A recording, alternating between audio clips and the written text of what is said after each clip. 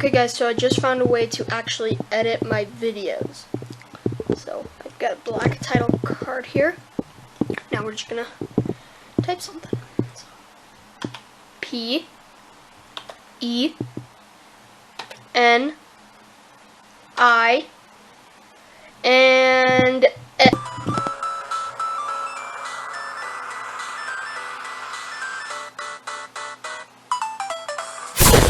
Ladies and gentlemen, welcome back to the channel if you haven't already. Be sure to kick that like button in the jaw.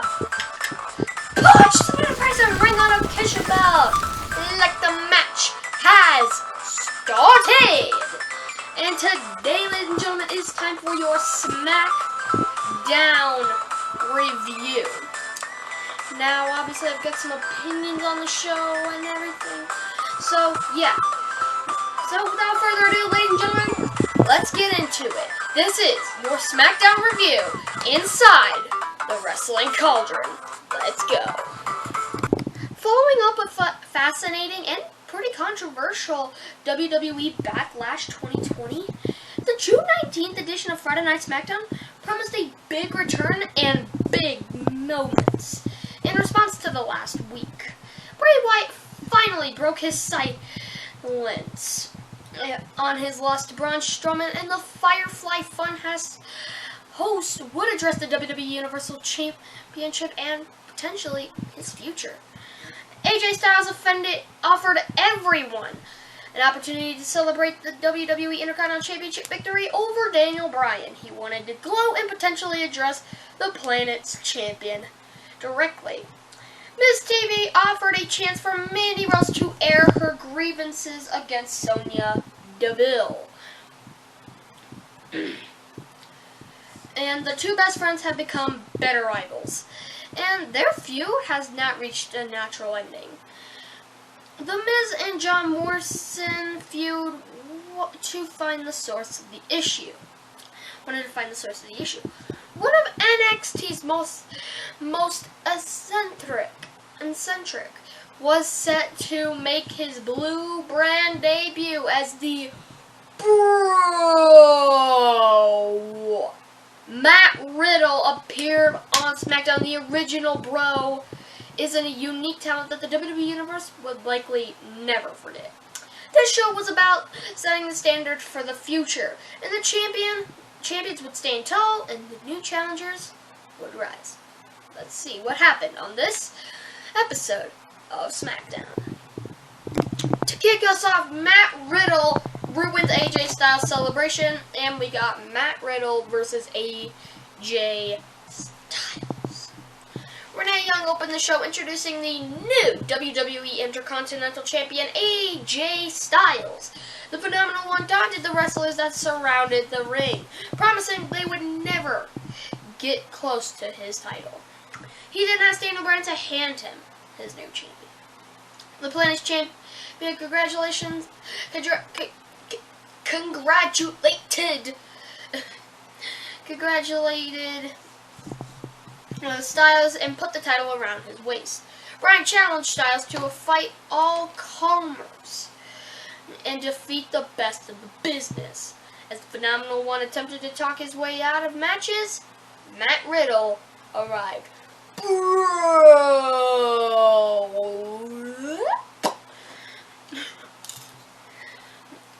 Eating popcorn.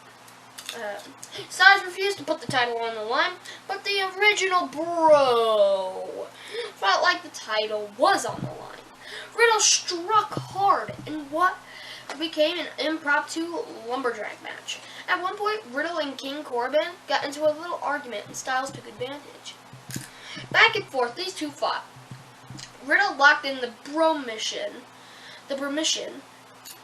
Styles turned it into a calf crusher. Bryan coached Riddle after he got to the ropes, causing an argument between the planet's champion and the Phenomenal One at ringside.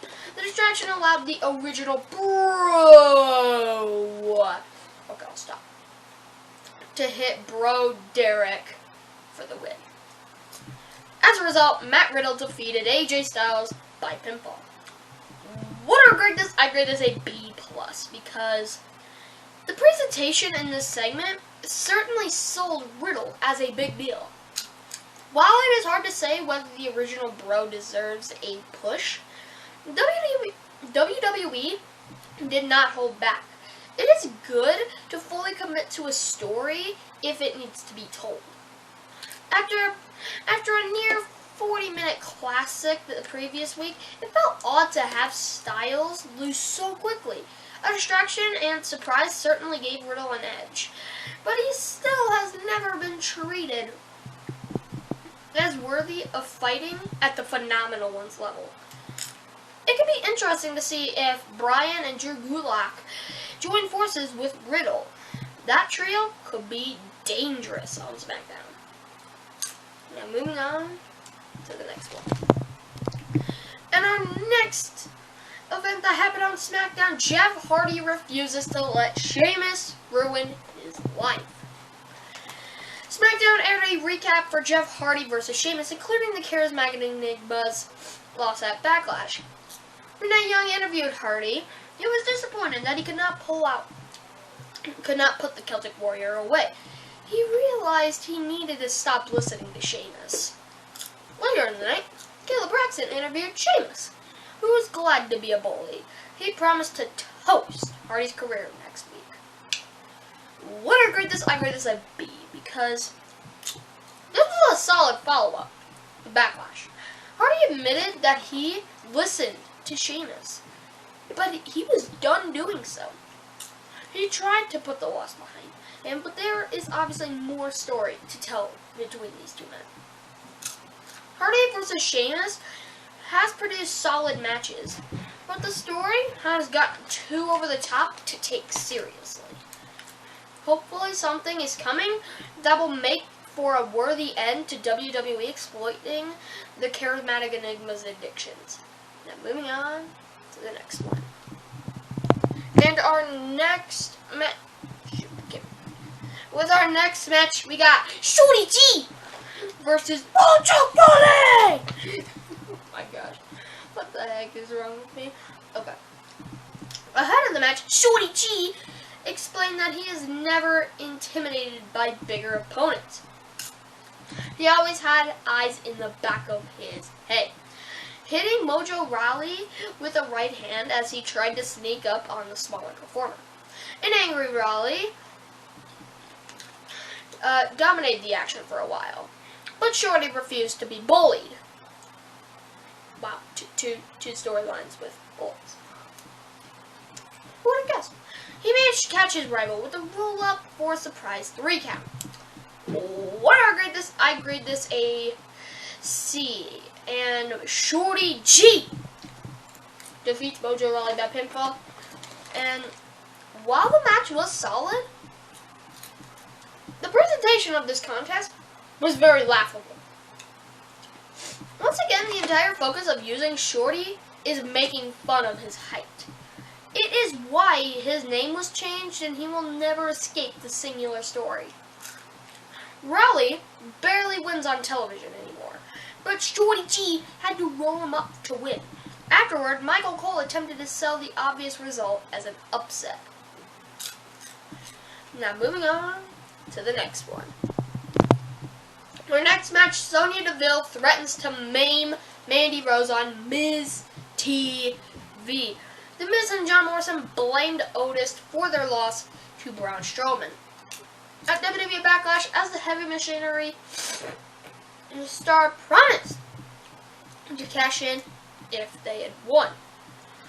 Mandy Rose arrived, only for Miz and Morrison to taunt her.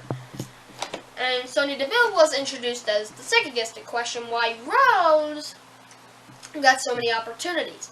God's greatest creation. And her former best friend traded shots. Unit Deville promised to ruin Rose's only asset, her beauty.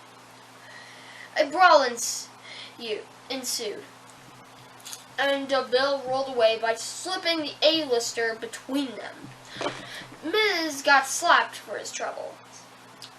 What I grade this? I grade this a B, because while Miz and Morrison continued their cringe comedy routine, the focus was Rose and Deville. Both hit hard in this back and forth segment. And the promise by Deville to maim Rose adds a new layer to the rivalry that was not going anywhere at this point. It would be interesting if the heel actually succeeded, if Rose is forced to wear a mask or bandages for a while. It would help her stand out as more than an attractive woman as for a while. Now moving on to the next one. In our next match, New Day's Kofi Kingston and Big E versus Lucha House Party. And Bayley and Sasha Banks joined commentary to watch the Smackdown Tag Team Champions New Day in action. Kofi Kingston and Lindsay Dorado went back and forth early in an athletic showcase. It only got more chaotic there, as Big E and Grand Metalik got into action. Lucha House Party lost control of the match due to the power of Big E, but the challengers wanted to make a statement. The Metalik driver into the Brock Splash on Kofi forced Big E to throw Metalik on Dorado to save the pinfall. The New Day hit the midnight hour to win. Afterward, Cesaro and Shinsuke Nakamura laid out the New Day. Cesaro then berated Michael Cole on commentary for ignoring him and the artist. As a result, the New Day defeated Lucha House Party by pinfall. Would I grade this? I grade this an A- because New Day versus Lucha House Party is an underused matchup. These two teams put on a show together, and the athleticism, especially as Dorado and Metalik worked off Kofi, was phenomenal. When WWE officials chose to start pushing Dorado and Metalik, the Luchadors will shine. And for now, the focus is on Nakamura and Cesaro. While the two have had previous shots out of the New Day, perhaps they have a better shot now, focusing on their own attitude rather than Sami Zayn talking for them. Now moving on to the next one. In our next match, Sasha Banks versus Nikki Cross. Backstage, Alexa Bliss, Naomi, Lacey Evans, Tamina, and Dana Brooke talked about deserving the next shot at Bayley. No one could decide who would get the next shot until Bliss realized she had no idea where Nikki Cross was. Cross attacked Sasha Banks and Bayley on commentary before the goddess made the save. Bliss' best friend challenged the role model and the legit boss to a match, but Bayley accepted on behalf of Banks. Banks tried to trick Cross repeatedly, but the Wild Superstar was too motivated to pause for a moment. The boss finally hit a backstabber to get into the contest. Cross was underrated, connecting on a devastating second rope tilt-a-whirl DDT. Banks caught Cross with the Banks statement, but the Wild Superstar escaped. However, Cross could not put away the match and took a mandatory order. Would set up a pinning combination for a 3 count. As a result, Sasha Banks defeated Nikki Cross by pinfall. What do I grade this? I grade this a B- because this was a spirited effort from Cross, but also was noticeably sloppy. A few spots did not land as impressively as commentary made it seem. It likely did not help that Banks is working on so many shows these days. She had Baylor dominating TV time on every brand at the moment. If losing the tag titles continue to pull out this much fire from Cross, she might be a precise of a great run. Banks is likely to dethrone Bayley, but Cross could be the best option to challenge the Smackdown Women's Champion in short time. And now moving on to the next one. Now finally, our main event! Bray Wyatt finally breaks his silence on Braun Strowman. In the Firefly Funhouse, Bray Wyatt tried to play off his time off. He explained all the reasons he'd been gone, only for Ramblin' Rabbit to reveal he was crying in the corner after his loss for Braun Strowman. The Monster Among Men interrupted to tell Wyatt that he was done acclaimed games. In a shocking twist, the Eater of Worlds has arrived, returning for the first time since 2018? Was it 2018? I think it was 2018. But Eater of Worlds arrived, telling Strowman to follow the Buzzards and find him. I grade this an A- because the expected end to the segment was the arrival of the Fiend. Instead, they bringing out his most dangerous form, though. Wyatt decided to go back to his roots. It is fascinating that WWE is letting the Eater of Worlds return, establishing 3 separate personalities for Wyatt. Strowman's face went blank. Like that. Like this. When the old Wyatt returned. It showed a level of power that the former world champion has over Strowman, even at this time. This story could get a little more interesting with time if it is done right. And that is all I've got for you today. Anyway guys, thank you guys so much for watching. If you haven't already, be sure to click that like button in the jaw.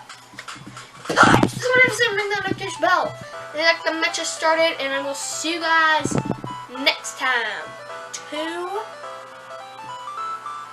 Sowie. Yeah, see you guys next time.